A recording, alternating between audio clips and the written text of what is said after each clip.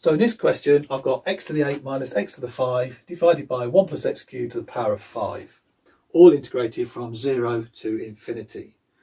Now, just to check, with a polynomial integration here with numerator and denominator, I've got degree of 15 in my denominator and degree 8 in my numerator. So I know this integral is going to converge. So we're good to go with that for a start. Next thing is, what am I going to do to integrate this?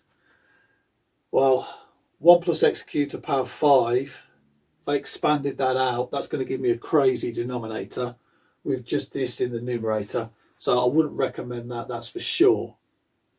But if this was x squared, then we could see straight away, let x equal tangent theta, I've got 1 plus tangent squared theta. That would give me a secant squared theta up here, but then I've got to the power of 5 here. Now here with x cubed, to get round that, to try and get tangent squared theta, why don't I just let that equal tangent squared theta? So let's do that. So x cubed equals tangent squared theta. So that gets me the denominator that I wanted. Now, when we're going to do a substitution like this, definitely first of all, let's just take the derivatives of both sides of this. So now I've got 3x squared dx equals, well, let's take derivative of tangent squared theta. So 2 tangent theta, and then derivative of tangent theta, which is secant squared theta. So that takes care of that. And then for my dx, I just substitute this in, divided by 3x squared to get dx on its own. That will be good. Then my parameters. Well, if tangent of 0, I'd still get 0.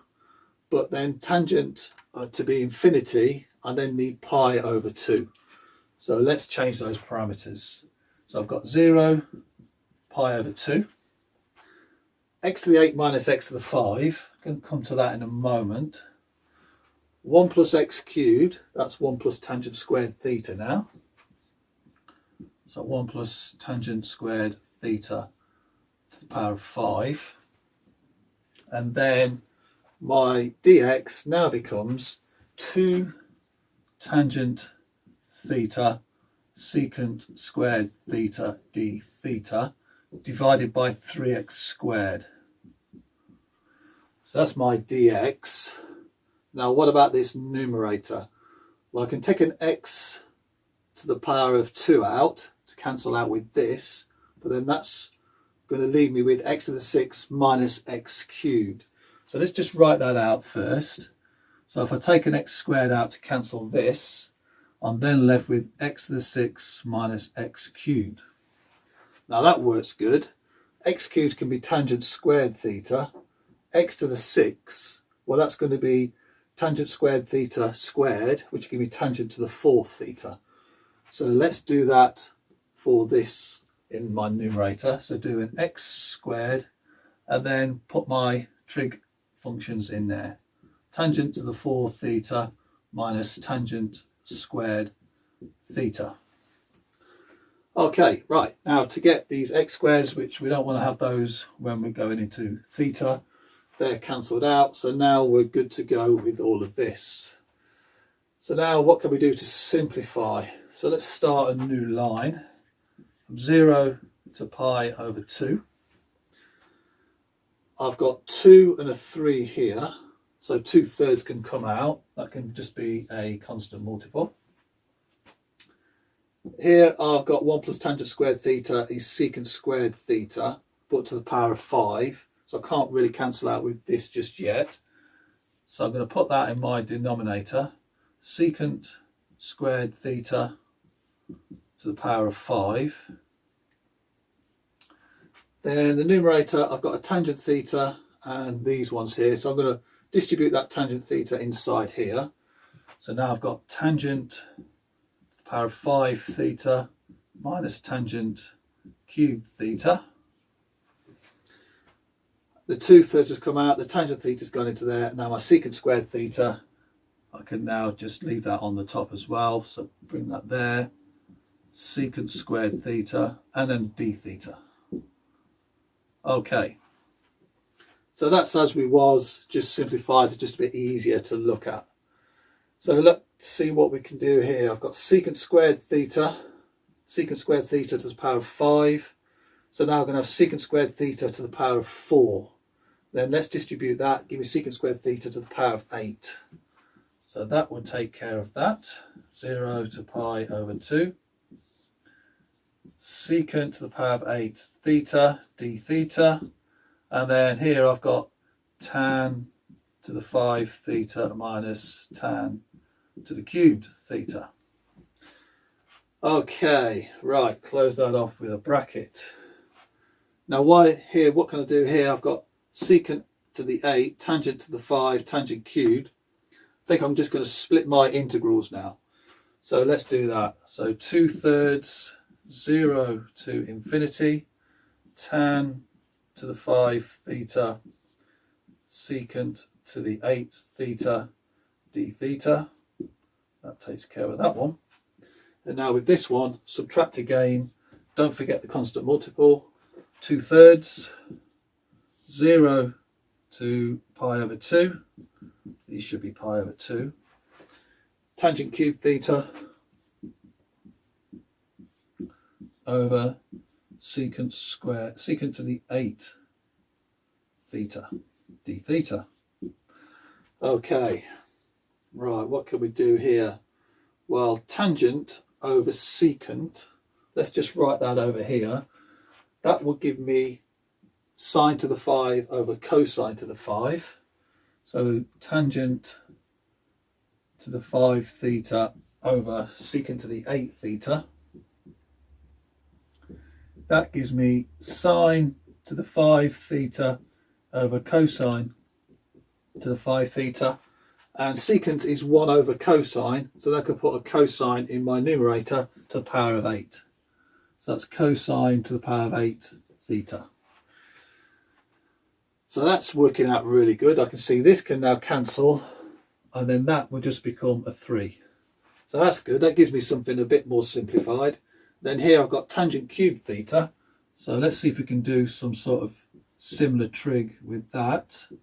Secant to the 8 theta. So we do that as we did before. That gives me sine cubed theta over cosine cubed theta multiplied by cosine to the 8 theta. So now kind of a bit of an opposite of what's going on there. That will cancel out and that will become a 5, and I'm just left with that. So let's just rewrite the integral with that trigonometric conversion going on. So 0 to pi over 2. So this now just becomes that. So sine to the 5 theta cosine cubed theta d theta minus 2/3 0 to pi over 2. That one becomes this one. So now we've got sine cubed theta cosine to the 5 theta d theta. Okay, right. I think what I'm going to do now is take some of this off the board, and then we'll bring this integral up to the top and let's try and work with this. There's our integral so far. Now there's an interesting pattern here. I've got sine to the 5 cosine cubed and sine cubed cosine to the 5. Now it would be really handy if I could change that to cosine cubed and sine to the 5. Then I'd have an integral that's equal, and then I could just take one from the other, and then that would be nice and easy for us to do. So luckily there is a nice trig identity I can do to turn these into sine and cosine. So I could turn that to cosine and that to sine if I use the following identity. So sine of theta, that equals cosine pi over 2 minus theta. So I could convert this one to cosine. Now I have a cosine cube just the same as I've got here. And the cosine has a similar identity. So cosine theta equals sine of pi over 2 minus theta. So that's a trig identity I can use to input into here or here to give us some sort of sine and cosine with the same powers. So I'm going to put that in there and then let's see where that takes us. So now I've got 2/3, 0 to pi over 2. Keep this sine to the 5 theta, cosine cubed theta d theta. Then subtract 2/3 multiplied from 0 to pi over 2. So now my sine cubed theta, I'm now going to cube this instead.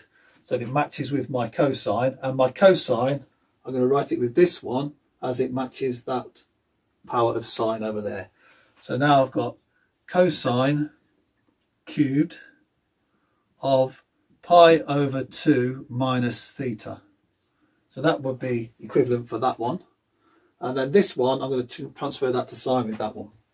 So now I've got sine to the power of 5 pi over 2 minus theta d theta. Just managed to squeeze that in there. Right, so cosine cubed, sine to the 5 minus sine to the 5. Still doesn't look like it's the same because I've got pi over 2 minus theta. Here I've just got theta, so I can't just substitute and subtract as they are. But interestingly, my parameters of integration, I've got pi over 2, pi over 2, pi over 2, pi over 2.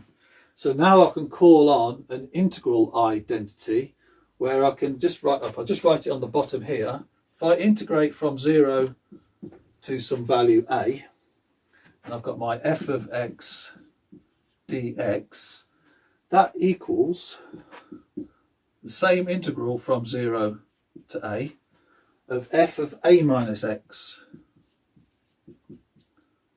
Just write that as minus dx. They are the same.